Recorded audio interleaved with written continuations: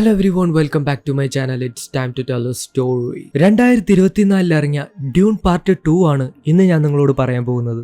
സിനിമയുടെ തുടക്കത്തിൽ തന്നെ ആ ഒരു എംപററിനെയും പുള്ളിയുടെ മകളെയും കാണിക്കുകയാണ്. ഈ ഒരു എംപററിന്റെ മകളുടെ പേര് ഇറുലാൻ എന്നാണ്. അപ്പൊ ഈ ഒരു ഇറുലാൻ റെക്കോർഡ് ചെയ്യുന്ന ഒരു ഡയറിയുടെ വോയിസ് ഓവർ ആണ് ഇനി. അന്നത്തെ സൂര്യോദയം എട്രേഡിയസിന്റെ പതനത്തോടെയായിരുന്നു. എംപറർ പിന്നെ അതിനെക്കുറിച്ച് ഒന്നും പറഞ്ഞില്ല.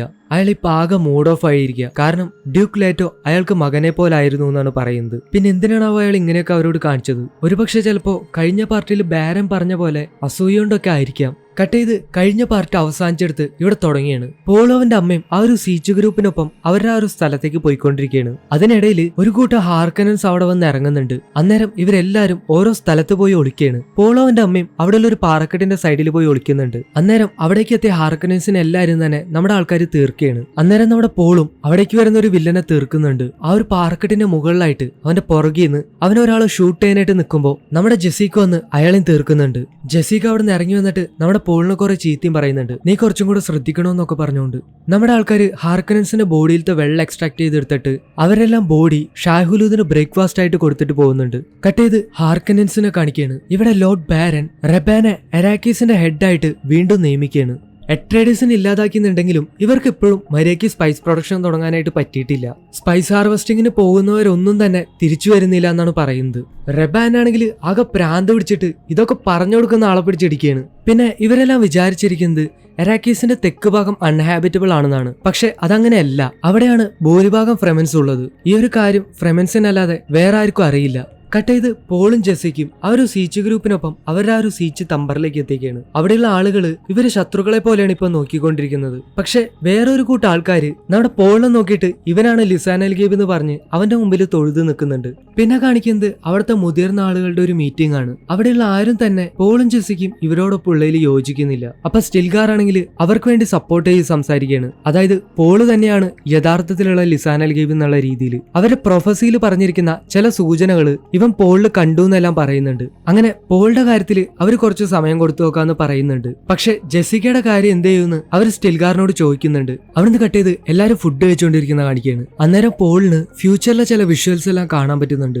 സംഭവം എന്താ വെച്ചാല് അവൻ കഴിക്കുന്ന ആ ഒരു ഫുഡില് അവർ സ്പൈസ് ചേർത്തിട്ടുണ്ട്. പുറത്തുനിന്നുള്ള ആളുകള് സ്പൈസിന്റെ ഇടയിൽ ജീവിക്കുമ്പോൾ ഇതുപോലുള്ള അൺയൂഷ്വൽ ആയിട്ടുള്ള കാര്യങ്ങളെല്ലാം നടക്കുമെന്നാണ് അവർ പറയുന്നത്. അപ്പൊ ഈ ചാനിയുടെ കൂട്ടുകാരത്തി പറയുന്നുണ്ട് ഈ ചെറുക്കന് നീലക്കണ്ണ് വന്നാല് കാണാൻ നല്ല രസം ഉണ്ടാവുന്നു. അതായത് ഈ ഒരു സ്പൈസ് തട്ടുന്നതുകൊണ്ടാണ് ഇവരെല്ലാം കണ്ണുകൾ നീലനിറായിട്ടിരിക്കുന്നത്. അതുകൊണ്ട് തന്നെ ഇവർ ഈ ഒരു സ്പൈസിന്റെ ഇടയിൽ ജീവിച്ചു കഴിയുമ്പോൾ ഇവരുടെ കണ്ണ് നീലനിറം ആവുമെന്നാണ് പറയുന്നത്. അന്നേരം സ്റ്റിൽഗാർ വന്ന് ജെസിക്കനെ ഒരു സ്ഥലം വരെ കൂട്ടിക്കൊണ്ടുപോവാണ്. അത് എവിടേക്കാന്ന് വെച്ചാല് ആ ഒരു സീച്ച് തമ്പറിൽ തന്നെ തടാകം പോലെയൊക്കെയുള്ള ഒരു സ്ഥലം. നമ്മുടെ ജാമിസിന്റെ ശരീരത്തിൽ നിന്ന് എക്സ്ട്രാക്ട് ചെയ്ത വെള്ളം ആ ഒരു തടാകത്തിൽ അവർ ഒഴുക്കിയാണ്. അപ്പോഴാണ് സ്റ്റിൽഗാർ ആ ഒരു കാര്യം പറയുന്നത്. ആ ഒരു തടാകത്തിലെ ജലം മുഴുവനും മരിച്ചുപോയ ആൾക്കാരുടെ ആത്മാക്കളാണെന്ന്. ഇവരുടെ എല്ലാ സീച്ച് തമ്പറുകളിലും ഇതുപോലൊരു ആത്മാക്കളുടെ തടാകം ഉണ്ടെന്നാണ് പറയുന്നത്. അവരുടെ ആൾക്കാര് വെള്ളം കിട്ടാതെ മരിക്കാൻ കിടന്നാൽ പോലും ഇതിന്നൊരു തുള്ളി വെള്ളം അവരെടുക്കില്ല എന്നാണ് പറയുന്നത്. കാരണം അവരുടെ വിശ്വാസപ്രകാരം ഒരുപാട് ആത്മാക്കളായി കഴിയുമ്പോൾ അവരുടെ രക്ഷകനായിട്ടുള്ള ലിസാൻ അൽഗേബ് വരുമെന്നാണ് അവര് വിശ്വസിക്കുന്നത്. അവരുടെ മഹദി ആ ഒരു ഗ്രഹത്തിനെ ഒരു ഗ്രീൻ പാരഡൈസ് ആക്കി മാറ്റുമെന്നാണ് എഴുതപ്പെട്ടിരിക്കുന്നത്. ഇതെല്ലാം കേൾക്കുമ്പോൾ അവർക്ക് സങ്കടാവാണ്. അന്നേരം ജെസിക്ക സ്റ്റിൽഗാറിനോട് ചോദിക്കും ഇതെല്ലാം ഇപ്പൊ എന്തിനാ എന്നോട് പറയുന്നതെന്ന്. അപ്പോഴാണ് സ്റ്റിൽഗാർ പറയാ നിങ്ങളുടെ മകനാണ് ലിസാൻ അൽഗേബ് എന്നുള്ളതിന് ചില സൂചനകൾ ഞങ്ങൾ കാണുന്നുണ്ട്. അങ്ങനെയാണെന്നുണ്ടെങ്കിൽ ലിസാൻ അൽഗേബിന്റെ അമ്മ ഒരു റവറൻ മദർ ആയിരിക്കണം. ഇവരുടെ നിലവിലുള്ള റവറൻ മദർ ഇപ്പൊ വയസ്സായിട്ട് മരിക്കാറായിരിക്കുക. അപ്പൊ ആ ഒരു സ്ഥാനം ജെസിക്കനോട് ഏറ്റെടുക്കാനാണ് പറയുന്നത്. പിന്നെ റവറൻ മദർമാർക്ക് ഒരു പ്രത്യേകതയുണ്ട്. പുതിയ ആള് ആ ഒരു സ്ഥാനം ഏറ്റെടുക്കുമ്പോൾ പഴയ ആളുടെ നിന്ന് അവർക്ക് മുമ്പുള്ള പൂർവികരെല്ലാവരും ഓർമ്മ ഈ ഒരു പുതിയ ആളിലേക്ക് പകർന്നു കിട്ടുമെന്നാണ് പറയുന്നത്. ഇപ്പൊ ഈ ഒരു സ്ഥാനം ജെസിക്ക ഏറ്റെടുത്തില്ല എന്നുണ്ടെങ്കിൽ ഇവരുടെ ഇടയിൽ ജെസിക്കയ്ക്ക് ഒരു സ്ഥാനം ഉണ്ടാവില്ല എന്നാണ് സ്റ്റിൽഗാർ പറയാ. അന്നേരം അവർക്ക് വേറെ മാർഗമൊന്നും ഇല്ലാത്തതുകൊണ്ട് അവരതിന് സമ്മതിക്കുകയാണ്. അങ്ങനെ ആ ഒരു സ്ഥാനം ഏറ്റെടുക്കാനുള്ള ചടങ്ങ് നടക്കുകയാണ്. ഇന്നേരം ജെസിക്ക ഒരു ഗുഹയുടെ ഉള്ളിൽ ആ ഒരു പഴയ റവറൻ മദറിന്റെ അടുത്തുനിന്ന് ആ ഒരു സ്ഥാനം ഏറ്റെടുക്കാനായിട്ട് പോവുകയാണ്. അവര് പ്രാർത്ഥനയും കാര്യങ്ങളൊക്കെ ആയിട്ട് ഒരു നീല വെള്ളം ജെസിക്കനോട് കുടിക്കാനായിട്ട് പറയാണ്. ഇതെന്താന്ന് വെച്ചാല് ഇതിനെ വാട്ടർ ഓഫ് ലൈഫ് എന്നാണ് ഫ്രെമൻ പറയുന്നത്. ഇത് കുടിച്ച ആൾ എന്തായാലും മരിക്കും. മറിച്ച് സർവൈവ് ചെയ്യുകയാണെന്നുണ്ടെങ്കിൽ പൂർവികരെ എല്ലാ ഓർമ്മകളോടും കൂടെ ജെസിക്ക റവറൻ മദർ ആവും. അപ്പൊ അതാണ് അതിനുള്ള യോഗ്യത. ഈ ഒരു സിറ്റുവേഷൻ അതിജീവിക്കാനായിട്ട് സ്ത്രീകൾക്ക് മാത്രമേ കഴിയുള്ളൂ. പുരുഷന്മാര് ആ ഒരു പോയിസൺ കുടിക്കുകയാണെന്നുണ്ടെങ്കിൽ എന്തായാലും മരിക്കും എന്നാണ് പറയണേ. അന്നേരം ജെസിക്ക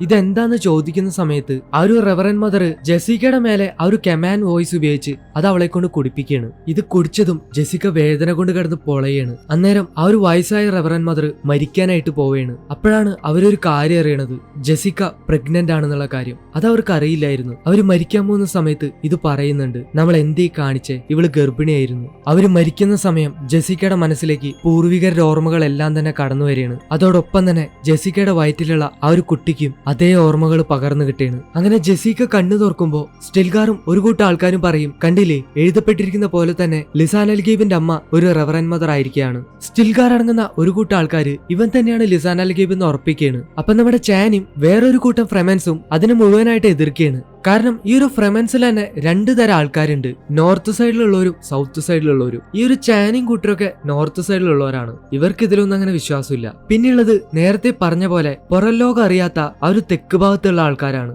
അതിൽപ്പെട്ട ഒരാളാണ് നമ്മുടെ സ്റ്റിൽഗാറും. ഇവര് വിശ്വാസികളായിട്ടുള്ള ഒരു സമൂഹമാണ്. പൂർവികർ എഴുതി വെച്ചിരിക്കുന്ന കാര്യങ്ങളിലെല്ലാം വിശ്വസിക്കുന്നവരാണ്. അതായത് അവരുടെ മഹതി വരും, ഈ ലോകത്തിനെ അവർ രക്ഷിക്കുമെന്നെല്ലാം വിശ്വസിക്കുന്നവരാണ്. അന്നേരം നമ്മുടെ പോള് ഈ വിശ്വാസികളായിട്ടുള്ള ആൾക്കാരുടെ അടുത്ത് പറയും, അവര് പറയുന്നത് ശരിയാണ്, ഞാൻ നിങ്ങളുടെ ലിസാൻ അൽഗീബൊന്നല്ല, പിന്നെ എന്റെ അമ്മ എഴുന്നേറ്റത് ഞാൻ നിങ്ങളുടെ മഹതി ആയതുകൊണ്ടല്ല, അവര് ഒരു ബെനി ജെസറേറ്റ് ആയതുകൊണ്ടാണ്. അവർക്ക് ഈ ഒരു പോയിസൺ എല്ലാം ശരീരത്തിൽ നിന്ന് വേർതിരിച്ച് അതിനെ അതിജീവിക്കാനുള്ള ട്രെയിനിങ് എല്ലാം കിട്ടിയിട്ടുണ്ട്, അതുകൊണ്ടാണ് അവന്റെ അമ്മ എഴുന്നേറ്റെന്ന് പറയാണ്. അന്നേരം സ്റ്റിൽഗാർ ആണെങ്കിൽ അവന്റെ കൂടെയുള്ള ആൾക്കാരടുത്ത് സ്വകാര്യമായിട്ട് പറയാണ്, അവന്റെ എളിമ കൊണ്ടാണ് അവൻ മഹതി അല്ല എന്ന് പറയുന്നത്. എല്ലാം എഴുതി വെച്ചിരിക്കുന്ന പോലെ തന്നെ ഇവൻ തന്നെയാണ് നമ്മുടെ ലിസാൻ അൽഗീബ് എന്ന്. അവന്റെ കൂടെയുള്ളവര് അത് വിശ്വസിക്കുന്നുണ്ട്. പിന്നീട് കാണിക്കുന്നത് ഒരുപാട് നേരം കഴിഞ്ഞ് ജെസിക്കയ്ക്ക് ബോധം വരുന്നതാണ്. അന്നേരം പോള് മോൾക്ക് ഓക്കെ അല്ലേ എന്നെല്ലാം ചോദിക്കുന്നുണ്ട്. ജെസിക്കയുടെ വയറ്റിലുള്ളത് ഒരു പെൺകുട്ടിയാണ്. അന്നേരം ജെസിക്ക അവൾക്ക് ഓക്കെയാണ്, പക്ഷെ അവളിപ്പ എന്നോട് സംസാരിക്കുകയാണെന്ന് പറയുന്നുണ്ട്. സംഭവം എന്താ വെച്ചാല് ആ ഒരു വാട്ടർ ഓഫ് ലൈഫ് കുടിച്ചിരിക്കുന്നുണ്ട് ആ ഒരു കുട്ടിക്കും ഈ ഒരു റെവറൻ മദറിന്റെ കഴിവുകളെല്ലാം കിട്ടിയൊക്കെയാണ്. അപ്പൊ ജെസിക്ക പറയും, മോളിപ്പ എന്നോട് പറയുന്നത് അവള് നിന്നെ വിശ്വസിക്കുന്നു എന്നാണ്. ഒരേ ഒരു കാര്യം മാത്രം നീ ചെയ്താൽ മതി, നീ പൂർണ്ണമായും ക്വിസാറ്റ് സാദ്രാക്കായി മാറും. അത് ആ ഒരു വാട്ടർ ഓഫ് ലൈഫ് കുടിക്കാന്നുള്ളതാണ്. അതും കൂടെ ചെയ്താല് നീ എല്ലാ സത്യങ്ങളും കാണും, എല്ലാ മനോഹാരിതയും എല്ലാ ക്രൂരതകളും നീ കാണും. ഇത് പറയുമ്പോ അവരുടെ ശബ്ദവും ഭാവവും എല്ലാം മൊത്തത്തിൽ മാറേണ്. കട്ട് ചെയ്ത അടുത്ത സീനില് പോൾ ആവശ്യപ്പെട്ട പോലെ അവൻ ഇവരുടെ ഒരാളായിട്ട് മാറണമെന്നുണ്ടെങ്കിൽ തീർച്ചയായിട്ടും അവരുടെ രീതികൾ ഇവൻ പഠിച്ചിരിക്കണം. അങ്ങനെ സ്റ്റിൽഗാറിന്റെ കീഴിൽ അവൻ ട്രെയിനിങ് ആരംഭിക്കുകയാണ്. അതിന്റെ ആദ്യത്തെ ഘട്ടമായിട്ട് ദൂരെയുള്ള ഒരു മണൽക്കോനെ കാണിച്ചിട്ട് അവനോട് അവിടം വരെ പോയിട്ട് വരാനായിട്ട് പറയാണ്. ഈ ഒരു മരുഭൂമിയിൽ സർവൈവ് ചെയ്യാന്നുള്ളതാണ് ഏറ്റവും പ്രധാനപ്പെട്ട കാര്യം. അങ്ങനെ നമ്മുടെ സ്റ്റിൽഗാർ അവന് അത്യാവശ്യമുള്ള കുറച്ച് സാധനങ്ങൾ കൊടുത്തിട്ട് പോയിട്ട് വരാൻ പറഞ്ഞ് അവൻ അങ്ങോട്ടേക്ക് പറഞ്ഞേക്കാണ്. അങ്ങനെ നേരെ ഇരുട്ടി തുടങ്ങി. നമ്മുടെ പോളാണെങ്കിൽ സാൻഡ് വാക്ക് ഒക്കെ ചെയ്ത് ഇങ്ങനെ പോയിക്കൊണ്ടിരിക്കുക. അന്നേരം പോളുടെ പുറകിൽ നിന്ന് ഒരു ശബ്ദം കേൾക്കാണ്. നോക്കുമ്പോ അത് നമ്മുടെ ചാനിയാണ്. ഇവൻ തെറ്റായിട്ട് സാൻഡ് വാക്ക് ചെയ്യണ കണ്ടിട്ട് അവൾ ഇവനെ കളിയാക്കിയാണ്. മാത്രമല്ല ആ ഒരു സാൻഡ് വോം വരാത്ത സ്ഥലത്തൂടെയാണ് അവനിപ്പോ പോയിക്കൊണ്ടിരിക്കണത്. നമ്മുടെ ചാനി ശരിക്കും സാൻഡ് വാക്ക് എങ്ങനെ ചെയ്യേണ്ടതെന്നെല്ലാം അവന് പഠിപ്പിച്ചു കൊടുക്കുന്നുണ്ട്. മാത്രമല്ല മരുഭൂമിയിൽ എങ്ങനെ അതിജീവിക്കാന്നുള്ള കാര്യങ്ങളെല്ലാം അവൾ അവന് കാണിച്ചു കൊടുക്കുന്നുണ്ട്. അവരങ്ങനെ ഏകദേശം കൂട്ടായി. അവിടുന്ന് കട്ട് ചെയ്ത് ജെസിക്കനെ കാണിക്കാണ്. ഇവിടെ അവളുടെ വയറ്റിലുള്ള മകള് ജെസിക്കനോട് സംസാരിച്ചുകൊണ്ടിരിക്കുക. ഇവിടെയുള്ള അവിശ്വാസികളെ എങ്ങനെ വിശ്വാസികളാക്കി മാറ്റാന്നുള്ള കാര്യങ്ങളെല്ലാം ആ ഒരു മോള് അമ്മയ്ക്ക് പറഞ്ഞു കൊടുക്കാണ്. അന്നേരം ജെസിക്കും മോള് പറയുന്നതെല്ലാം കേട്ടിട്ട് അതുപോലെ ചെയ്യാൻ തുടങ്ങിയാണ്. ഇനി കാണിക്കുന്നത് ഹാർക്കനൻസ് സ്പൈസ് ഹാർവെസ്റ്റിംഗിന് വരുമ്പോ നമ്മുടെ ആൾക്കാരെ അറ്റാക്ക് ചെയ്യുന്നതാണ്. അങ്ങനെ ഇവര് ലീഡ് ചെയ്ത് നിൽക്കുമ്പോ വില്ലന്മാരുടെ ഒരു ഹെലികോപ്റ്ററിൽ നിന്ന് ഇവരെ ഷൂട്ട് ചെയ്യാനായിട്ട് തുടങ്ങും. അന്നേരം ചാനി തിരിച്ചു ഷൂട്ട് ചെയ്യുമ്പോൾ അവർക്കത് ഏക്കില്ല. അവരുടെ ഷീൽഡ് അതിനെ പ്രൊട്ടക്ട് ചെയ്യാണ്. അന്നേരം നമ്മുടെ പോള് പറയാണ്, അവര് ഫയർ ചെയ്യുമ്പോൾ മാത്രമേ അവരുടെ ഷീൽഡ് ഓപ്പൺ ആവുള്ളൂ എന്ന്. അന്നേരം ചാനി ഇനിയൊന്നും ചെയ്യാനില്ലാത്തോണ്ട് കിടന്ന് ദേഷ്യപ്പെടുമ്പോ പോൾ ഒരു പ്ലാൻ ഉണ്ടാക്കിയാണ്. അതായത് അവരിപ്പോ ഹൈഡ് ചെയ്ത് നിൽക്കുന്ന സ്ഥലത്ത് നിന്ന് പോള് പെട്ടെന്ന് മാറുമ്പോ ആ ഒരു ഹെലികോപ്റ്ററിൽ നിന്ന് അവനെ എയിം ചെയ്ത് ഷൂട്ട് ചെയ്യാനായിട്ട് തുടങ്ങും. ആ ഒരു ഗ്യാപ്പില് ചാനി തിരിച്ചു ഫയർ ചെയ്യാന്നുണ്ടെങ്കിൽ ആ ഒരു ഹെലികോപ്റ്ററിനെ പൊട്ടിക്കാനായിട്ട് പറ്റും. അങ്ങനെ പോളുടെ ആ ഒരു പ്ലാൻ വർക്ക് ആവുകയാണ്. അന്ന് രാത്രി എല്ലാരും ഭക്ഷണം കഴിക്കാൻ കൂടിയേക്കാണ്. ഇന്നത്തെ ആ ഒരു മിഷൻ സക്സസ് ആയതിന്റെ സന്തോഷത്തിലാണ് എല്ലാരും. അപ്പൊ പോളുടെ അടുത്ത് നിന്നാരാ ഇങ്ങനെ യുദ്ധം ചെയ്യാൻ പഠിപ്പിച്ചെന്ന് ചോദിക്കുമ്പോ അവൻ പറയുന്നുണ്ട് അതെന്റെ പഴയ ഗുരുക്കന്മാരാന്ന്. പക്ഷെ അവരാരും ഇന്ന് ജീവിച്ചിരിപ്പില്ല. അവൻ ഉദ്ദേശിച്ചത് ആരാന്ന് അറിയാലോ, അത് നമ്മുടെ ഡങ്കനും ഗേണിയുമാണ്. എന്നിട്ട് അവൻ പറയും, നിങ്ങൾ ഹാർക്കനൻസ് ആയിട്ട് യുദ്ധം ചെയ്യാൻ തുടങ്ങിയിട്ട് പതിറ്റാണ്ടുകളെ ആയിട്ടുള്ളൂ. പക്ഷെ ഞങ്ങൾ അട്രേഡീസ് നൂറ്റാണ്ടുകളായിട്ട് അവരോട് യുദ്ധം ചെയ്തുകൊണ്ടിരിക്കുകയാണ്. അവര് യുദ്ധം ചെയ്യുന്ന രീതിയും ചിന്തിക്കുന്ന വഴികളെല്ലാം ഞങ്ങൾക്കറിയാം. അട്രേഡീസിന്റെ തന്ത്രങ്ങളും ഫ്രെമന്റെ ശക്തി ഉണ്ടെങ്കിൽ നമുക്ക് അവരെ കൊന്നു കുഴിച്ചുകൂടാന്ന് പറയാണ്. അങ്ങനെയാണെങ്കിൽ ഒരിക്കൽ കൂടെ ഈ ഗ്രഹം നിങ്ങൾക്ക് സ്വന്താവും. അന്നേരം സ്റ്റിൽഗാർ നീ ഞങ്ങളെ കൊണ്ട് എന്ത് ചെയ്യിക്കാനാ പോണെന്ന് ചോദിക്കുമ്പോ പോള് സ്റ്റിൽഗാറെ നിങ്ങളാണെങ്കിൽ എന്ത് ചെയ്യുമെന്ന് ചോദിക്കുകയാണ്. അപ്പൊ സ്റ്റിൽഗാർ പറയും ഞാനാണെങ്കിൽ വടക്കോട്ടേക്ക് കൂടുതൽ ചെന്ന് അറ്റാക്ക് ചെയ്യും. അപ്പൊ പോള് പറയും ഞാൻ അതും കടന്ന് പോരാടുമെന്ന്. ചാനയുടെ കൂട്ടുകാരത്തി അപ്പൊ പറയാണ് വടക്കോട്ട് കൂടുതൽ ചെല്ലും തോറും മരണം ഉറപ്പാന്ന്. ഇത് കേൾക്കുമ്പോ പോള് പറയും ചിലപ്പോ ഞാൻ മരിച്ചേക്കാം, നീയും മരിച്ചേക്കാം, പക്ഷെ ബാക്കിയുള്ളവർ മുന്നോട്ട് പോകും. അവര് ഫ്രെമന് സ്വാതന്ത്ര്യം കിട്ടുന്നവരെ പോരാടും. ഇവന്റെ ഈ വാക്കുകൾ കേൾക്കുമ്പോൾ അവര് പറയും ഹീസ് എ ഗ്രേറ്റ് മാൻ, ഇവനൊരു ഫെഡായിക്കനാവാനുള്ള എല്ലാ അർഹതയുണ്ട്. എന്നിട്ട് സ്റ്റിൽഗാറിനടുത്ത് ഇവനൊരു ഫെഡായിക്കൻ പേര് കൊടുക്കാനായിട്ട് പറയാണ്. അന്നേരം സ്റ്റിൽഗാർ അവൻ അടുത്തേക്ക് വിളിച്ചിട്ട് ഉസൂൾ എന്ന ഒരു ഫെഡായിക്കൻ പോരാളിയുടെ പേര് അവന് കൊടുക്കുകയാണ്. എന്നിട്ട് പറയും ഒരു ഫെഡായിക്കൻ പോരാളി യുദ്ധക്കളത്തിലെ അവന്റെ വാർ നെയിം അവൻ തെരഞ്ഞെടുക്കണമെന്ന്. അപ്പൊ പോള് മരുഭൂമിയിലെ വഴികാട്ടിയായ മൗദീബ് എന്ന ആ ഒരു എലിയുടെ പേരാണ് തെരഞ്ഞെടുക്കുന്നത്. ഇത് കേൾക്കുമ്പോൾ അവിടെയുള്ള എല്ലാവരും ചിരിക്കുകയാണ്. അപ്പൊ നമ്മുടെ സ്റ്റിൽഗാർ പറയും ആരും ചിരിക്കണ്ട, Muad'Dib the one who points the way, അതൊരു പവർഫുൾ നെയിമാണ്, ശരിയായ വഴി കാണിക്കുന്നവൻ എന്നാണ് അർത്ഥം. ഇനി മുതൽ നീ ഞങ്ങളുടെ സഹോദരനാണ്, ഞങ്ങളിൽ ഒരുവൻ. ഇനി ഇവൻ നമുക്കിടയിൽ പോൾ മൗദീബ് ഉസൂൾ എന്നറിയപ്പെടും. അങ്ങനെ നമ്മുടെ പോളിനെ അവരിൽ ഒരാളായിട്ട് അവരെല്ലാരും ആക്സെപ്റ്റ് ചെയ്യാണ്. കട്ട് ചെയ്ത അടുത്ത സീനില് പോൾ ഒരു മണൽക്കൂനയുടെ മേളിൽ ഒറ്റയ്ക്ക് ഇരിക്കുകയാണ്. അന്നേരം അവന്റെ കയ്യിൽ ആ ഒരു അധികാര മോതിരം, ആ ഒരു ഡ്യൂക്കിന്റെ മോതിരം, അവൻ അത് ഊരി പോക്കറ്റിൽ വെക്കാണ്. എന്നിട്ട് അവൻ അവന്റെ അച്ഛന്റെ ആത്മാവിനോട് പറയും father I found my way, ഞാൻ എന്റെ വഴി കണ്ടെത്തി. കഴിഞ്ഞ സിനിമയിലെ തുടക്കത്തിലെ പോളിന് ഈ ഒരു അധികാരത്തിലൊന്നും വരാൻ താല്പര്യമില്ല എന്ന് അവന്റെ അച്ഛന്റെ അടുത്ത് പറഞ്ഞപ്പോ അവന്റെ അച്ഛനായിട്ടുള്ള ഡ്യൂക്ക് ലേറ്റോ അവനോട് ഒരു കാര്യം പറയുണ്ടായി. ഒരു ഗ്രേറ്റ് മാൻ ഒരിക്കലും അവന്റെ വഴി അന്വേഷിച്ചു പോവില്ല, മറിച്ച് കാലം അവനെ വിളിക്കുമ്പോൾ അവൻ അതിന് ഉത്തരം കൊടുക്കുകയാണ് ചെയ്യുക. ഇന്നേരം പോള് ഇതാണ് അവന്റെ വഴിയെന്ന് വിചാരിച്ചിരിക്കുകയാണ്. പക്ഷെ യഥാർത്ഥത്തിൽ അത് മറ്റൊന്നാണ്,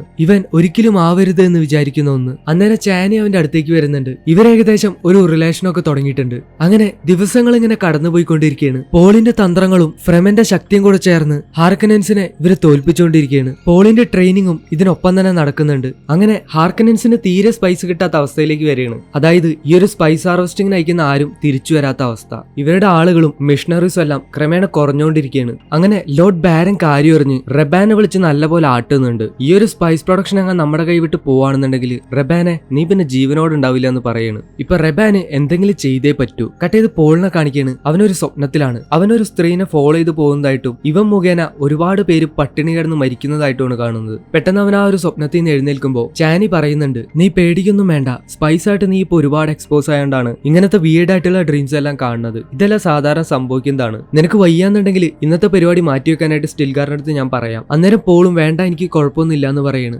സംഭവം എന്ന് വെച്ചാല് ഇന്നാണ് പോളുടെ ട്രെയിനിങ്ങിന്റെ അവസാന ഘട്ടം. അത് ആ ഒരു ഷാഹുലുദിനെ വിളിച്ചു വരുത്തി അതിനെ റൈഡ് ചെയ്യാന്നുള്ളതാണ്. സ്റ്റിൽഗാർ അവനെ നല്ലപോലെ പഠിപ്പിച്ചിട്ടുണ്ട്. അന്നേരം സ്റ്റിൽഗാർ അവനൊരു ഉപദേശം കൊടുക്കുന്നുണ്ട്, നീ ആരെ ഇംപ്രസ് ചെയ്യിക്കാനായിട്ട് നോക്കണ്ട, സിമ്പിൾ ആയിട്ട് ചെയ്യുന്നു പറയാണ്. അന്നേരം പോള് എനിക്ക് മനസ്സിലായി എന്ന് പറയുമ്പോ സ്റ്റിൽഗാർ പറയും ഇന്ന് ഷാഹുലുദ് തീരുമാനിക്കും നീ ഒരു ഫ്രെമനാവോ അതോ മരിക്കുമോന്ന്. അന്നേരം ചാനയുടെ ആ ഒരു കൂട്ടുകാരത്തി കളിയാക്കി പറയുന്നുണ്ട് മൗദീബ് നീ വലിയ ഒന്നിനെ തന്നെ വിളിച്ചോന്ന്. അന്നേരം സ്റ്റിൽഗാർ പറയുന്നുണ്ട് ഇത് തമാശയല്ലാന്ന്. അങ്ങനെ പോൾ ആ ഒരു തമ്പർ വെച്ച് ഒരു സാൻവോമിനെ വിളിച്ചു വരുത്തേണ്. പക്ഷെ അവരാരും പ്രതീക്ഷിക്കാത്ത ഒരു കാര്യം ഇവിടെ സംഭവിക്കുകയാണ്. ആ ഒരു വരുന്ന സാൻവോം ഇവരാരും ഇതുവരെ കണ്ടിട്ടില്ലാത്ത അത്രയും വലിപ്പമുള്ള ഒന്നാണ്. അതായത് അവരാ ഒരു ഗ്രാൻഡ് ഫാദർ ഷാഹുലുദാണ് ആ വരുന്നത്. അന്നേരം ഫ്രെമൻസ് എല്ലാരും പേടിക്കുന്നുണ്ട്, എല്ലാരും ശ്വാസം നിലച്ച് നിൽക്കുകയാണ് അവനെ കൊണ്ട് അത് പറ്റുമെന്നുള്ള രീതിയിൽ. അതായത് ഒരു ഫ്രെമനെ കൊണ്ട് തന്നെ ഇത്രയും വലിയൊരു സാൻവോമിനെ കൺട്രോൾ ചെയ്യുന്നുള്ളത് വലിയ പാടാണ്. അതിനെയാണ് ഇവൻ ആദ്യമായിട്ട് റൈഡ് ചെയ്യാൻ പോണത്. പക്ഷെ നമ്മുടെ പോൾ ആണെങ്കിൽ സ്റ്റിൽഗാർ പറഞ്ഞ പോലെ തന്നെ എല്ലാം നിസ്സാരായിട്ട് അവൻ ആ ഒരു ഗ്രാൻഡ് ഫാദർ ഷാഹുലുദിനെ കൺട്രോൾ ചെയ്ത് റൈഡ് ചെയ്യാണ്. ഇത് കണ്ട് സ്റ്റിൽഗാർ അന്തം വിട്ട് നിൽക്കുന്നുണ്ടാവും. അവൻ പറയും എല്ലാം എഴുതപ്പെട്ട പോലെ തന്നെ ലിസാൻ അൽ ഗെയ്ബ് തിരിച്ചു വന്നിരിക്കുന്നു. അന്നേരം എല്ലാരും ലിസാൻ അൽ ഗെയ്ബ് തിരിച്ചു വന്നു എന്ന് പറഞ്ഞ് അവനെ കുമ്പിട്ട് നമിക്കുകയാണ്. ഇന്നേരം തന്നെ ഈ ഒരു വിവരം റെവറൻ മദർ ആയിട്ടുള്ള പോളുടെ അമ്മയുടെ എത്തേണ്. അവരപ്പോ പറയുന്നുണ്ട് ഗ്രാൻഡ് ഫാദർ ഷാഹുലുദ് ലിസാൻ അൽ ഗെയ്ബിനെ തിരിച്ചറിയും, എല്ലാം എഴുതപ്പെട്ട പോലെ. എന്നിട്ട് നിങ്ങൾ എല്ലാവരും അറിയിക്കാനായിട്ട് പറയാണ്. എന്നിട്ട് അവര് മകളുടെ അടുത്ത് പറയുന്നുണ്ട് ഇവിടുത്തെ നമ്മുടെ ജോലി ഏകദേശം പൂർത്തിയായിട്ടുണ്ട്, ഇനി നമുക്ക് സൗത്തിലേക്കാണ് പോകേണ്ടത്, അവിടെയും ഒരുപാട് അവിശ്വാസികളുണ്ട്. പോളിന്റെ അമ്മ റെവറൻ മദർ ആയ പിന്നെ അവരാകെ മാറി. കാരണം അവർക്കിപ്പോ എല്ലാം അറിയാം, പാസ്റ്റിൽ നടന്ന എല്ലാ കാര്യങ്ങളും അറിയാം. അതുകൊണ്ട് ഇനി എന്തെല്ലാം ചെയ്യണമെന്നും എന്തെല്ലാം ചെയ്യേണ്ടെന്നും അവർക്ക് കൃത്യമായിട്ട് അറിയാം. കട്ട് ചെയ്ത അടുത്ത സീനില് ചാനി പോളിന്റെ അടുത്ത് പറയാണ് എനിക്ക് നിന്നെ ഇഷ്ടമൊക്കെയാണ്, പക്ഷെ ഇപ്പൊ ഇവിടെയുള്ള എല്ലാരും നിന്നെ അവരെ മെസായായിട്ടാണ് കാണുന്നത്, അവര് നിന്നെ കാണുമ്പോഴെല്ലാം ലിസാൻ അൽ ഗെയ്ബ് എന്നാണ് വിളിക്കുന്നത്. അപ്പൊ പോള് പറയും നീ ആ കാര്യത്തിൽ എന്തായാലും പേടിക്കണ്ട, ഞാൻ എന്തായാലും ലിസാൻ അൽ ഗെയ്ബ് ഒന്നും അല്ല. അപ്പൊ ചാനി പറയും പക്ഷെ നീ ആണെന്ന് ബെനി ജെസറേറ്റ് ആയിട്ടുള്ള നിന്റെ അമ്മ ഇവിടെയെല്ലാം പറഞ്ഞുകൊണ്ട് നടക്കുക. കട്ട് ചെയ്ത അടുത്ത സീനില് ജെസിക്ക സൗത്തിലോട്ട് പോകാനായിട്ട് നിൽക്കുക. അന്നേരം പോളിനെയും വിളിക്കുന്നുണ്ടെങ്കിലും അവൻ വരുന്നില്ല എന്ന് പറയാണ്. കാരണം എന്താന്ന് ചോദിക്കുമ്പോ അവൻ പറയും എനിക്കിവിടെ നോർത്തിൽ നിന്ന് യുദ്ധം ചെയ്യണം, എങ്കിൽ മാത്രമേ സൗത്തിൽ നിങ്ങൾ സേഫ് ആയിട്ട് ഇരിക്കുള്ളൂ. അന്നേരം ജെസിക്ക അവനോടൊരു കാര്യം പറയാണ്, നീ നുണ പറയുമ്പോ നിന്റെ അനീതിക്ക് അറിയാൻ പറ്റുമെന്ന് അവള് നിന്നോട് പറയാൻ പറഞ്ഞു, മാത്രമല്ല പ്രണയം നിന്നെ അന്ധനാക്കിയിരിക്കുകയാണെന്ന്. ചാനി കാരണമാണ് ഇവൻ ഇതെല്ലാം പറയണേന്ന് അവർക്ക് മനസ്സിലായിട്ടുണ്ട്. എന്നിട്ട് അവര് പറയും നീ ഇപ്പൊ ഒരു കാര്യം മനസ്സിലാക്കണം, ഈ ഒരു പ്രൊഫസി ഫ്രെമനിപ്പോ ഒരു പ്രതീക്ഷയാണ് കൊടുത്തേക്കുന്നത്. ഇന്നേരം പോള് ദേഷ്യപ്പെട്ടിട്ട് അലറയാണ്. അവൻ പറയും ഇത് പ്രതീക്ഷയല്ല, ഇത് അവരോട് ചെയ്യുന്ന ക്രൂരതയാണ്, ഇതെല്ലാം എഴുതി വെച്ചിരിക്കുന്നതും നിങ്ങൾ ബെനി ജെസറേറ്റ് തന്നെയാണ്.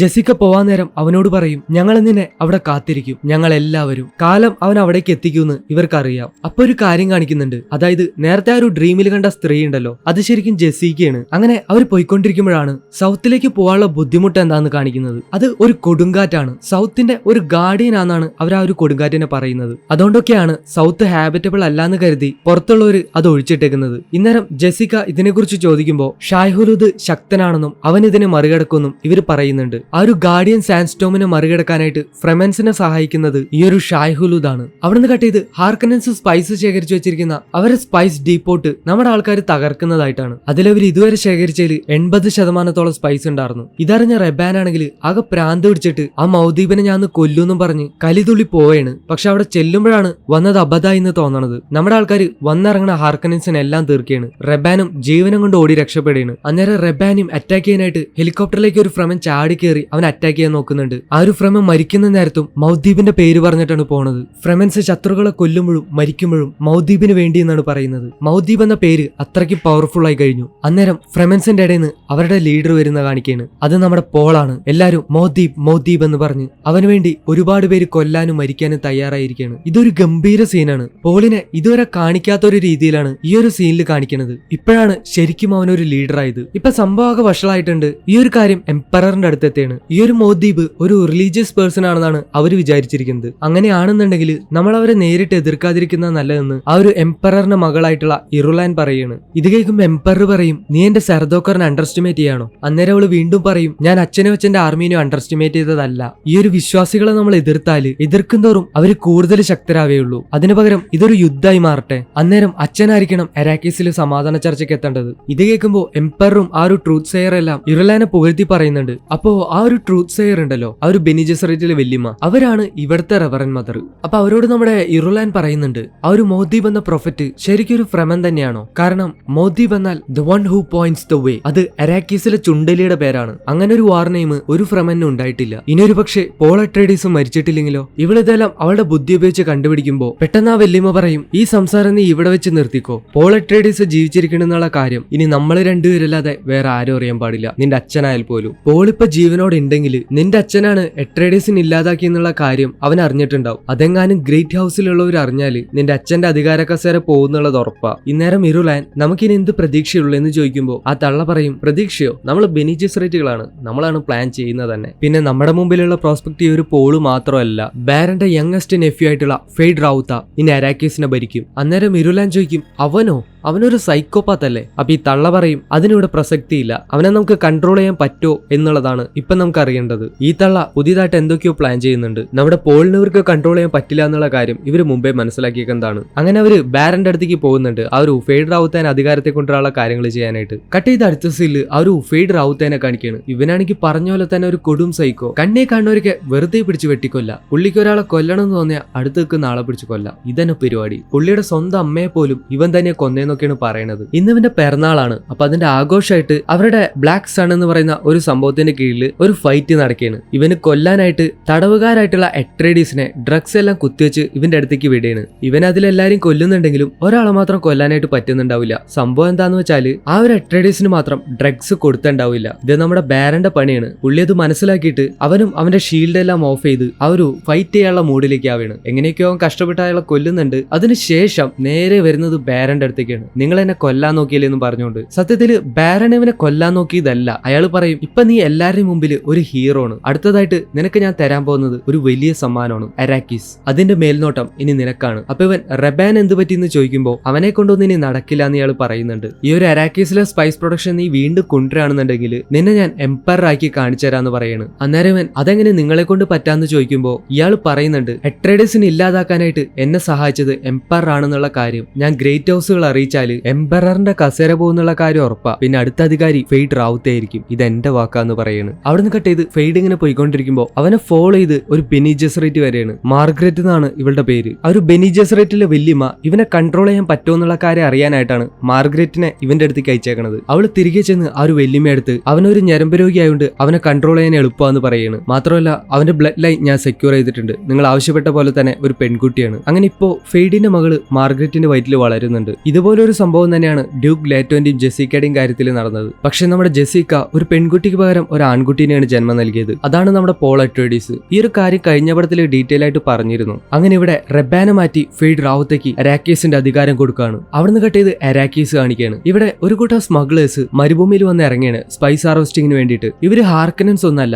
ആരും അറിയാതെ ഇവിടുന്ന് സ്പൈസ് എടുത്തിട്ട് അത് പുറത്തേക്ക് കടത്തി കാശുണ്ടാക്കുന്നവരാണ്. അന്നേരം അത് ആരാന്ന് നോക്കുമ്പോൾ നമ്മുടെ ഗേണിയാണ്. ഇങ്ങോരും മരിച്ചിട്ടുണ്ടായിരുന്നില്ല. പെട്ടെന്ന് അവർക്ക് നേരെ ഫ്രെമൻസിന്റെ അറ്റാക്ക് നടക്കുകയാണ്. ഇന്നേരം അത് ഗേണിയാണെന്ന് മനസ്സിലാക്കിയിട്ട് നമ്മുടെ പോള് അവന്റെ ആൾക്കാരോട് ഇവരൊന്നും ചെയ്യേണ്ടെന്ന് പറയാണ്. ഗേണി ആ ഒരു യുദ്ധത്തിൽ നിന്ന് രക്ഷപ്പെട്ട സോൾജേഴ്സിനെല്ലാം ഈ ഒരു സ്മഗ്ലേഴ്സ് വഴിയായിട്ടാണ് തിരിച്ച് കാനഡയിലേക്ക് എത്തിച്ചത്. ഇന്നേരം പോള് നിങ്ങളെന്താ പോവാതിരുന്നെന്ന് ചോദിക്കുമ്പോൾ ഗേണി പറയും എനിക്ക് അവരോട് പകരം ചോദിക്കണം. എന്റെ ഫാമിലിനെയും ഫ്രണ്ട്സിനെയും കൊന്ന റെബാനെ എനിക്ക് കൊല്ലണം. എന്നിട്ട് പറയും നിന്റെ കൂടെ ഇത്ര ആൾക്കാരുണ്ടായിട്ടും നീ എന്തുകൊണ്ട് ഇതുവരെ പകരം ചോദിക്കാത്തെ? അപ്പൊ പോള് പറയും ഞാൻ അങ്ങനെ ചെയ്താല് അതൊരു യുദ്ധത്തിലായിരിക്കും അവസാനിക്കുക. ഞാൻ കാരണം ഒരുപാട് പേര് മരിക്കും. അങ്ങനെ ഒരു വിഷൻ ഞാൻ കണ്ടിരുന്നു എന്ന് പറയാണ്. ഇത് കേൾക്കുമ്പോൾ ഗേണി പറയും നീ ഡ്യൂക്ക് ലേറ്റോ അട്രേഡീസിന്റെ മകനാണ്. നിന്റെ പാത ചെന്നെത്തുന്നത് ഒരു യുദ്ധത്തിലേക്ക് തന്നെയാണ്. ഇത് പറയാൻ എനിക്കൊരു പ്രവാചകനാവണമെന്നില്ല. നിന്റെ കയ്യിൽ ഇപ്പൊ ആൾബലുണ്ട്, പക്ഷെ കഷ്ടകാലത്തിന് ആയുധബലില്ല. അതുകൊണ്ടാണ് കാലം എന്നെ നിന്റെ അടുത്തേക്ക് തന്നെ എത്തിച്ചത്. നിന്റെ അച്ഛൻ ഡ്യൂക്ക് ലേറ്റോ അട്രേഡീസിന്റെ ആണവ ശേഖരം ഇവിടെ അരാക്കീസിലാണ് ഒളിപ്പിച്ചു വെച്ചേക്കണത്. അതെവിടെയാണെന്ന് അറിയാവുന്ന ഒരേ ഒരാളെ ഇന്ന് ജീവിച്ചിരിപ്പുള്ളൂ. അത് ഞാൻ തന്നെയാണ്.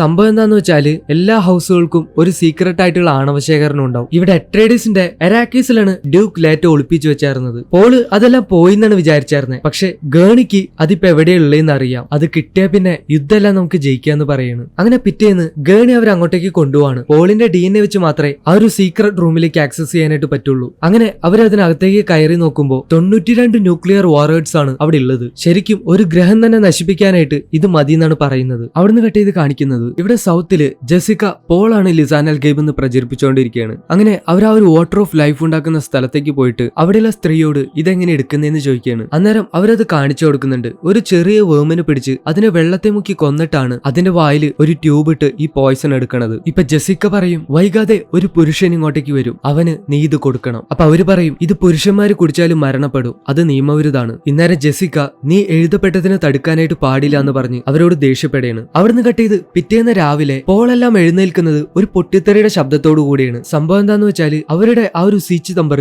ഹാർക്കനൻസ് കണ്ടുപിടിച്ച് നശിപ്പിച്ചുകൊണ്ടിരിക്കുകയാണ്. അങ്ങനെ അവര് തിരികെ പോയി കഴിയുമ്പോൾ പോളും ടീംസ് അവിടേക്ക് ചെല്ലുകയാണ്. ഇന്നേരം തന്നെ ഒരുപാട് പേര് മരിച്ചിട്ടുണ്ടായിരുന്നു. സ്റ്റിൽഗാർ അടക്കമുള്ള ഒരുപാട് പേർക്ക് പരിക്കും പറ്റിയിട്ടുണ്ട്. ഇന്നേരം ഹാർക്കനൻസിനെ തിരിച്ചടിക്കാനായിട്ട് എല്ലാ ലീഡേഴ്സിനോടും സൗത്തിൽ ഒന്നിച്ചുകൂടാൻ പറഞ്ഞുകൊണ്ട് അവർക്ക് മെസ്സേജ് വരികയാണ്. പക്ഷെ ഇവിടെ സ്റ്റിൽഗാറിനാണെങ്കിൽ പരിക്ക് പറ്റിയിട്ട് അവന് തീരെ വയ്യ. അന്നേരം പോളിനോട് പറയാണ് എന്റെ സ്ഥാനം നീ ഏറ്റെടുത്തിട്ട് എനിക്ക് പകരം സൗത്തിൽ നീ ആയിരിക്കണം സംസാരിക്കേണ്ടത്. പക്ഷെ പോൾ അതിന് കൂട്ടാക്കില്ല. അവൻ സൗത്തിലോട്ട് പോയാല് അവന്റെ വിഷലിൽ കണ്ട പോലെ വലിയൊരു യുദ്ധമായിരിക്കും വരാൻ പോകുന്നത്. അവന് വേണ്ടി ഒരുപാട് പേരായിരിക്കും മരിക്കാൻ പോണേ. പക്ഷെ നമ്മുടെ ഗേണിയും ചാനിയും എല്ലാം അവനെ കൺവിൻസ് ചെയ്യാണ്. അതായത് ഫെയ്ഡ് അവന്റെ ആൾക്കാരെല്ലാം കൂട്ടിയിട്ട് അധികം വൈകാതെ ഇവിടേക്ക് വരും. അന്നേരം ആരും തന്നെ ഇവിടെ ജീവനോടെ ഉണ്ടാവില്ല. ഇന്നേരം പോളിന് വേറെ ഒരു ഓപ്ഷൻ ഇല്ലാത്ത അവസ്ഥ വരെയാണ്. അങ്ങനെ അവര് സാൻവോംസിനെ എല്ലാം വിളിച്ചു വരുത്തി എല്ലാവരും സൗത്തിലേക്ക് പോവാണ്. ഇന്നേരം ചാനിയുടെ ആ ഒരു കൂട്ടുകാരത്തി മാത്രം അവിടെ വിട്ട് പോയിട്ടുണ്ടാവില്ല. അവൾ അവര് പിടികൂടിയാണ്. ഫെയ്ഡ് അവിടെ വരുന്നതും അവൻ കൊല്ലാണ്. വേറൊരു ഫ്രെമനും അവിടെ ഉണ്ടാവില്ല. നോർത്തില് നമ്മളെ തടയാനായിട്ട് ഇനി ആരുമില്ല. സ്പൈസ് ഹാർവെസ്റ്റിംഗ് എല്ലാം പഴയതുപോലെ തന്നെ തുടങ്ങാന്ന് ബാരൺ അറിയിച്ചോളാൻ ഫെയ്ഡ് പറയാണ്. ഇന്നേരം സൗത്തിലത്തെ പോള് ആ ഒരു വാട്ടർ ഓഫ് ലൈഫ് കുടിക്കാനായിട്ട് അവിടേക്ക് ചെല്ലാണ്. പോളിന്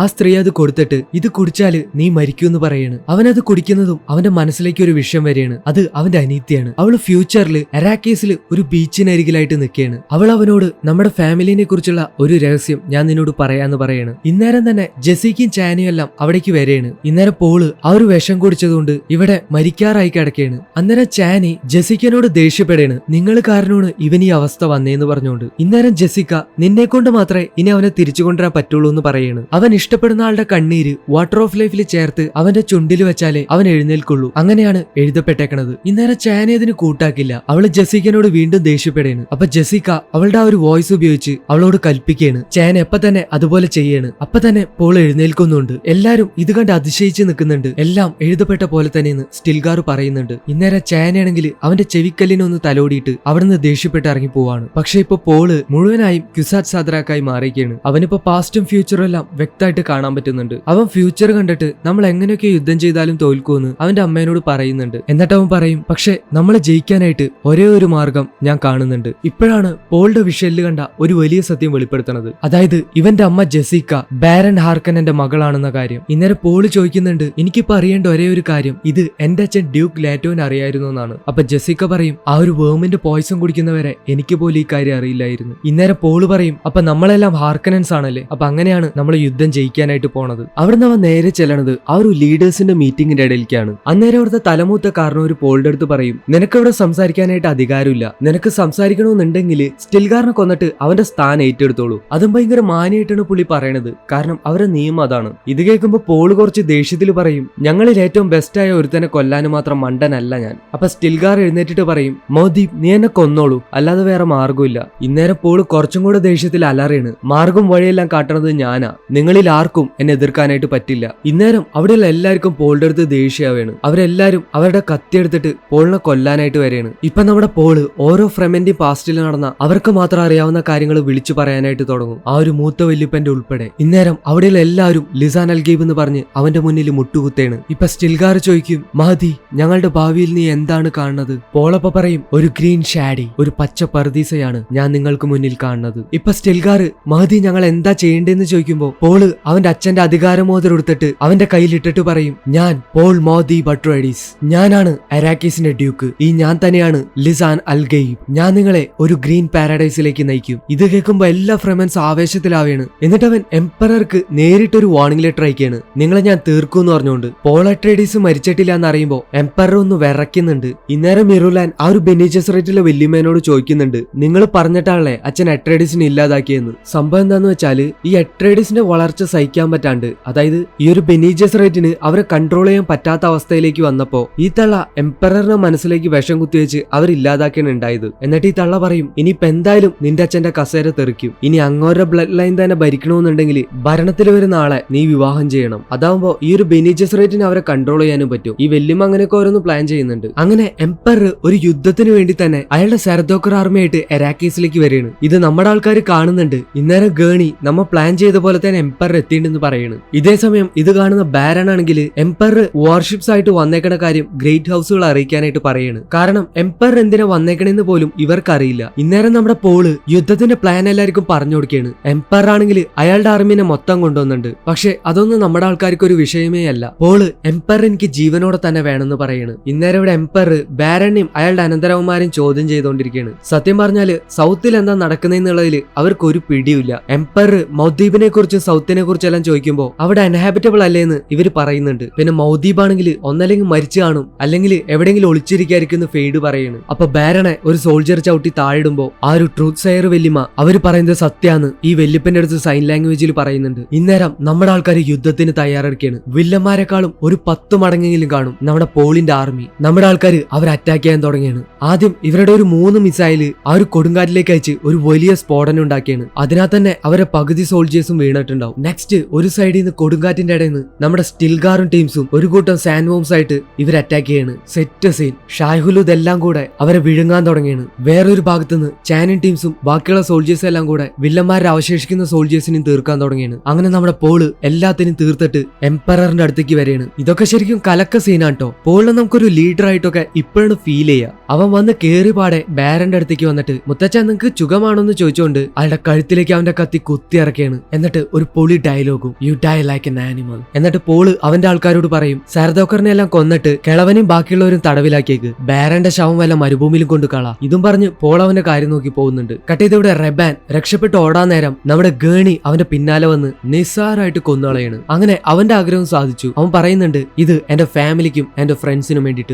അങ്ങനെ എല്ലാ സോൾജേഴ്സിന്റെ ശവങ്ങള് അട്രേഡീസിനെ കത്തിച്ച പോലെ കൂട്ടിയിട്ട് കത്തിക്കുകയാണ്. അവര് ശരിക്കും ആ ഒരു പക വീട്ടാന്ന് പറയില്ലേ, അതാണ് ഇപ്പൊ ചെയ്തുകൊണ്ടിരിക്കണേ. അങ്ങനെ ഗ്രേറ്റ് ഹൗസസ് അവിടേക്ക് എത്തേണ്. അവര് ഒരു കൂട്ടം വാർഷിപ്സ് ആയിട്ടാണ് വന്നേക്കണത്. ഇന്നേരം നമ്മുടെ പോള് ഗേണിനോട് പറയും, അവര് നമ്മൾ അറ്റാക്ക് ചെയ്താല് അരാക്കിസിലെ സ്പൈസ് ഫീൽഡ്സ് എല്ലാം നമ്മുടെ ആണവശക്തി വെച്ച് തകർത്തേക്കുന്നു. ഇത് കേൾക്കുമ്പോ എംപറർ നിനക്കെന്താ വട്ട എന്ന് ചോദിക്കുകയാണ്. ഈ ഒരു ഇംപീരിയത്തിന്റെ കീഴില് നീ എന്റെ കാലില് വീണെന്ന് പറയാ. ഇപ്പൊ നമ്മുടെ പോള് പറയും, തന്റെ കാലോ തലയുള്ളതിൽ താൻ സന്തോഷിക്കുന്നു, തനിക്ക് ഞാൻ ആരാന്നറിയോ? ഞാനാണ് Paul Muad'Dib Atreides, son of Leto Atreides, duke of Arrakis. Great ഹൗസുകൾ എന്റെ ഭാഗത്തു നിന്നുള്ള കാര്യങ്ങൾ കേൾക്കാനായിട്ട് തയ്യാറാവും. എന്റെ അച്ഛനെ കൊന്നതിന് താൻ മറുപടി പറയേണ്ടി വരും. എന്നിട്ട് പറയും, തന്റെ സ്ഥാനം എനിക്ക് വേണം, തന്റെ മകളെ ഞാൻ വിവാഹം ചെയ്തോളാം, പക്ഷേ എന്റെ അച്ഛനെ കൊന്നതിന് താൻ ഉത്തരം പറഞ്ഞേ തീരൂ. അപ്പൊ അയാൾ പറയും, നിനക്കത് അറിഞ്ഞേ തീരുന്നുണ്ടെങ്കിൽ ഞാൻ പറയാം, നിന്റെ അച്ഛൻ ഹൃദയം കൊണ്ട് ഭരിക്കുന്ന ഒരാളായിരുന്നു. അങ്ങനെ ഭരിക്കുന്ന ഒരാളെ ഇംപീരിയത്തിന് ആവശ്യമില്ല. മറ്റൊരർത്ഥത്തിൽ പറഞ്ഞാൽ your father was a weak man. സംഭവം എന്താന്ന് വെച്ചാല് ലേറ്റ് ഒരു നല്ല മനുഷ്യനായോണ്ടാണ് അവനെ കൊന്നുകളഞ്ഞെന്ന്. ഇതും കൂടെ കേൾക്കുമ്പോ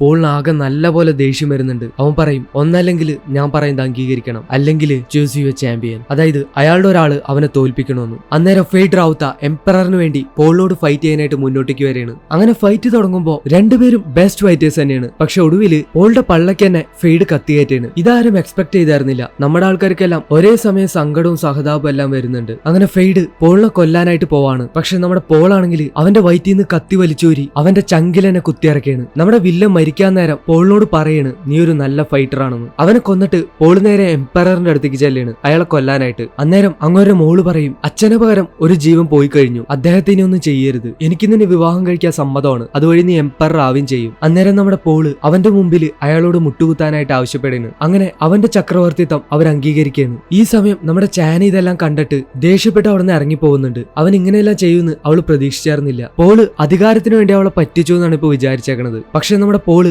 വേറെന്തൊക്കെയോ മുന്നിൽ കണ്ടിട്ടാണ് ഇതെല്ലാം ചെയ്യണത്. ചാനിക്കത് വഴിയെ മനസ്സിലായിക്കോളൂന്ന് പോള് മുമ്പേ പറഞ്ഞിട്ടുണ്ടായിരുന്നു. ഇന്നേരം ഗേണിക്ക് ഒരു മെസ്സേജ് കിട്ടിയാണ്. അതായത് ഈ അധികാരമാറ്റം ഗ്രേറ്റ് ഹൗസുകൾ അംഗീകരിക്കുന്നില്ല എന്ന് പറഞ്ഞുകൊണ്ട്. ഇന്നേരം സ്റ്റിൽഗാർ പറയും മതി, ഞങ്ങൾ എന്താ ചെയ്യേണ്ടതെന്ന് പറഞ്ഞാൽ മാത്രം മതി. ഇന്നേരം നമ്മുടെ പോള് യുദ്ധത്തിന് തയ്യാറെടുത്തോളം പറയാണ്. അങ്ങനെ അവരെല്ലാം യുദ്ധത്തിന് പോകുന്ന നേരം ജെസിക്കയുടെ വയറ്റിലെ കുഞ്ഞു ചോദിക്കും പുറത്ത് എന്താ നടക്കുന്ന അമ്മയെന്ന്. അപ്പൊ ജെസിക്ക പറയും നിന്റെ സഹോദരൻ ഗ്രേറ്റ് ഹൗസുകൾ അറ്റാക്ക് ചെയ്യാനായിട്ട് പോവാണെന്ന്. എന്നിട്ട് പറയും ദ ഹോളി വാർ ബിഗിൻസ്. ഇതെല്ലാം കണ്ടു നിൽക്കുന്ന ചാനി അവളുടെ ദേഷ്യം അമർഷം എല്ലാം കടിച്ചു പിടിച്ച് ഒരു ഷാഹുലുദ്ദിനെ വിളിച്ചു വരുത്തി അവിടുന്ന് പോവാൻ നിൽക്കാണ്. അവിടെ വെച്ച് ഡ്യൂൺ പാർട്ട് 2 അവസാനിക്കുകയാണ്. എല്ലാവർക്കും ഈ ഒരു എക്സ്പ്ലനേഷൻ ഇഷ്ടമായെന്ന് വിചാരിക്കുന്നു. നിങ്ങളുടെ സപ്പോർട്ട് ഞാൻ പ്രതീക്ഷിക്കേണ്ട. അടുത്ത സിനിമയായിട്ട് ഞാൻ പെട്ടെന്ന് തന്നെ വരും. അപ്പൊ ഇനി ആ ഒരു വീഡിയോയിൽ കാണാം. അതുവരേക്കും അന്നാര സമാന.